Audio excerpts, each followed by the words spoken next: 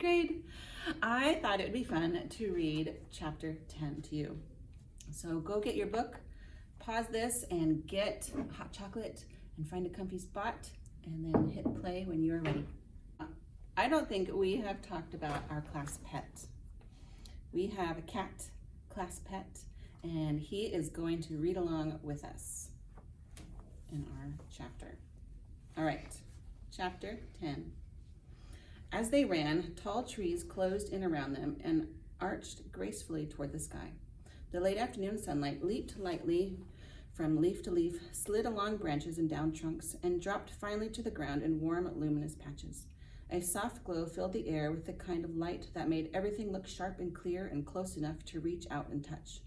Alec raced ahead, laughing and shouting, but soon encountered serious difficulties. For while he could always see the trees behind the next one, he could never see the next one itself, and was continually crashing into it. After several minutes of wildly dashing about, they all stopped for a breath of fresh air. "I think we're lost," panted the humbug, collapsing into a large berry bush. "Nonsense," shouted Alec from a high branch on which he sat. "Do you know where we are?" asked Milo. "Certainly," he replied. "We're right here on this very spot. Besides, being lost is never a matter of not knowing where you are. It's a matter of not knowing where you aren't, and I don't care at all about where I'm not." This was much too complicated for the bug to figure out, and Milo had just begun repeating it to himself when Alec said, "If you don't believe me, ask the giant." And he pointed to a small house tucked neatly between two of the largest trees. Milo and Tock walked up to the door, whose brass nameplate read simply, "The Giant," and knocked. "Good afternoon," said the perfectly ordinary-sized man who answered the door. "Are you the giant?" asked Tock doubtfully. "To be sure," he replied proudly. "I'm the smallest giant in the world. What can I do for you?" "Are we lost?" said Milo. "That's a difficult question," said the giant. "Why don't you go around back and ask the midget?" And he closed the door. He walked to the rear of the house, which looked exactly like the front, and knocked on the door, whose nameplate read "The Midget." "How are you?" inquired the man, who looked exactly like the giant. "Are you the midget?" asked Tock again, with a hint of uncertainty in his voice. "Unquestionably," he answered. "I'm the tallest midget in the world. May I help you?" "Do you think we're lost?" repeated Milo. "That's a very complicated problem," he said. "Why don't you go round to the side and ask the fat man?" And he too quickly disappeared. The side of the house looked very like the front and back, and the door flew open the very instant they knocked.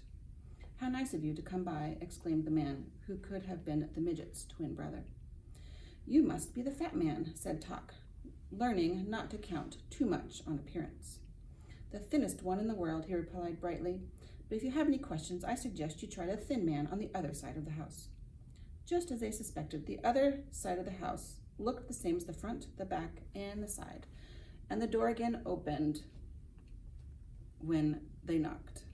"What a pleasant surprise!" he cried happily. "I haven't had a visitor in as long as I can remember." "How long is that?" asked Milo. "I'm sure I don't know," he replied. "Now, pardon me, I have to answer the door." "But you just did," said Tock.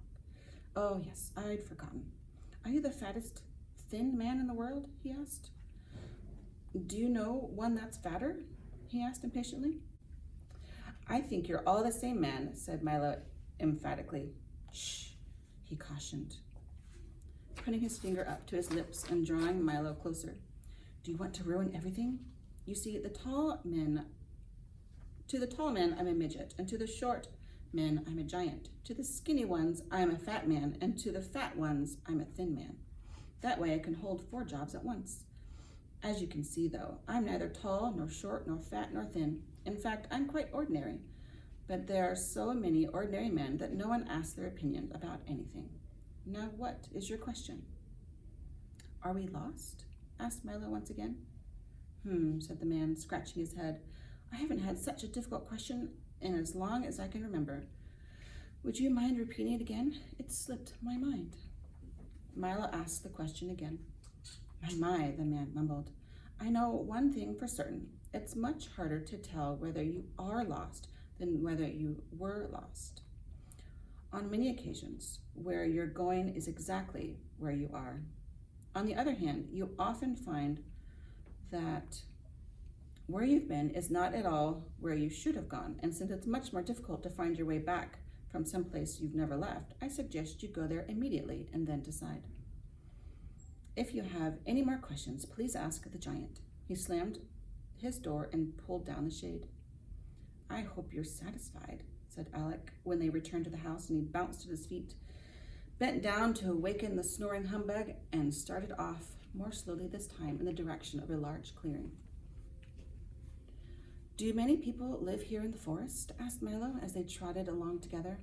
Oh yes, they live in a wonderful city called Reality, he announced, smashing into one of the smaller trees and sending a cascade of nuts and leaves to the ground. It's right this way. In a few more steps, the forest opened before them, and off to the left, a magnificent metropolis appeared. The rooftops shone like mirrors, the walls glistened with thousands of precious stones, and the broad avenues were paved in silver. Is that it? Shouted Milo, running toward the shining streets. Oh no, that's only illusions, said Alec. The real city is over there. What are illusions? Milo asked, for it was the loveliest city he'd ever seen. Illusions, explained Alec, are like mirages. And realizing that this didn't help much, he continued. And mirages are things that aren't really there, that you can see very clearly. How can you see something that isn't there? Yawned the humbug, who wasn't fully awake yet. Sometimes it's much simpler than seeing things that are, he said. For instance, if something is there, you can only see it with your eyes open. But if it isn't there, you can't see it just as well. You can see it just as well with your eyes closed. That's why imaginary things are often easier to see than real ones. Then where is reality? Barked Talk. Right here, cried Alec, waving his arms. You're standing in the middle of Main Street. They looked around very carefully. Talk sniffed suspiciously at the wind, and the humbug gingerly stabbed his cane in the air, but there was nothing at all to see. It's really a very pleasant city, said Alec as he strolled down the street, pointing out several sights which didn't seem to be there, and tipping his cap to the passers-by. There were a great crowd of people rushing along with their heads down, and they all appeared to know exactly where they were going as they darted down and around the non-existent streets and in and out of the missing buildings. I don't see a city, said Milo very softly. Neither do they, Alec remarked sadly, but it hardly matters, for they don't miss it at all. It must be very difficult to live in a city you can't see, Milo insisted, jumping aside as a line of cars and trucks went by. Not at all, once you get used to it, said Alex, but let me tell you how it happened. And as they strolled along the bustling and busy avenue, he began. Many years ago, on this very spot, there was a beautiful city of fine houses and inviting spaces, and no one who lived there was ever in a hurry.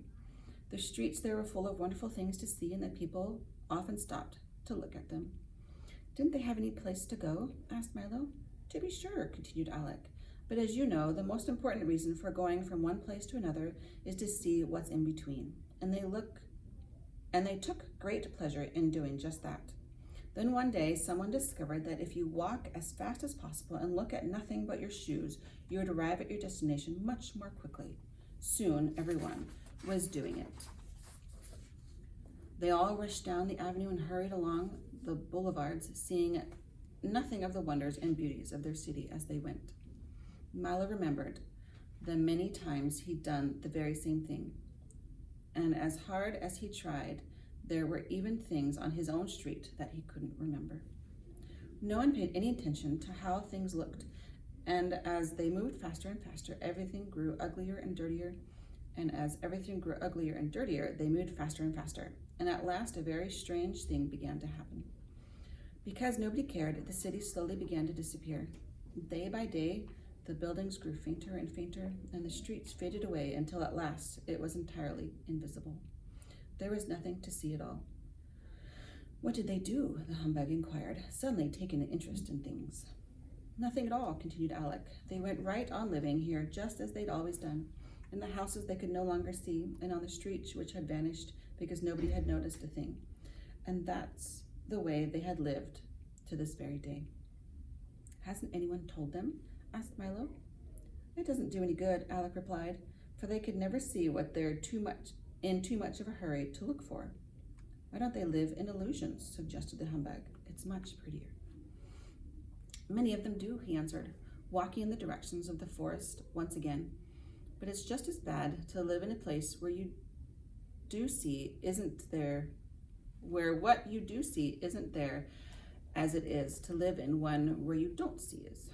Perhaps someday you can have one city as easy to see as illusions and as hard to forget as reality, Milo remarked.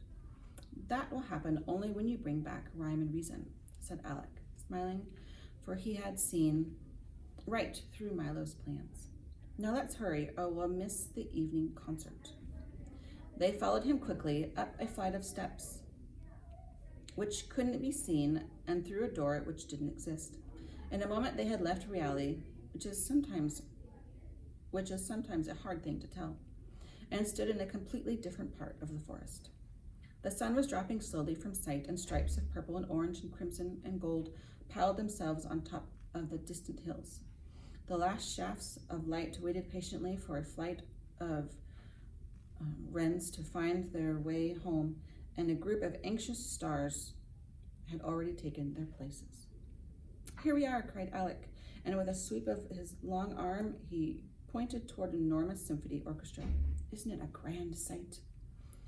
There were at least 1,000 musicians ranged in a great arc before them. To the left and right were the violins and cellos, whose bows moved in great waves. And behind them, in numberless profusion, the piccolos, flutes, clarinets, oboes, bassoons, horns, trumpets, trombones, and tubas were all playing at once. At the very rear, so far away they could hardly be seen, were the percussion instruments, and lastly, in a long line of one side of a steep slope, were the solemn brass fiddles.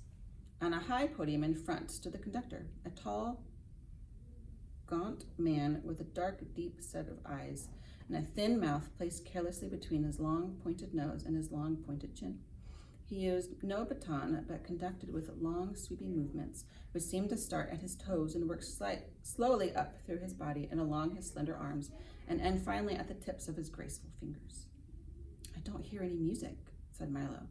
That's right, said Alex. You don't listen to the concert, you watch it. Now pay attention. As the conductor waved his arms, he molded the air like handfuls of soft clay, and the musicians carefully followed in every direction. What are they playing? Asked Toct, looking up inquisitively at Alec. The sunset, of course. They play it every evening at about this time. They do, said Milo quizzically. Naturally, answered Alec. And they also play morning, noon, and night, when, of course, it's morning, noon, or night. Why, there wouldn't be any color in the world unless they played it. Each instrument plays a different one, he explained, and depending, of course, on what season it is and how the weather's to be, the conductor chooses his score and directs the day. But watch, the sun has almost set, and in a moment you can ask Chroma himself. The last colors slowly faded from the western sky, and as they did, one by one, the instruments stopped, until only the brass fiddles, in their somber, slow movement, were left to play the night, and a single set of silver bells brightened the constellations. The conductor let his arms fall limply on his sides and stood quite still as darkness claimed the forest. That was a very beautiful sunset, said Milo, walking to the podium. It should be, was the reply. We've been practicing since the world began. And reaching down, the speaker picked Milo off the ground and set him on the music stand. I am Chroma the Great, he continued, gesturing broadly with his hands, conductor of color, maestro of pigment, and director of the entire spectrum. Do you play all day long? Asked Milo, when he had introduced himself. Oh, yes, All day, every day, he sang out, then pirouetted gracefully around the platform. I rest only at night, and even then they play on. What would happen if you stopped? Asked Milo, who didn't quite believe that color happened that way. See for yourself, roared Chromo, and he raised both hands high over his head.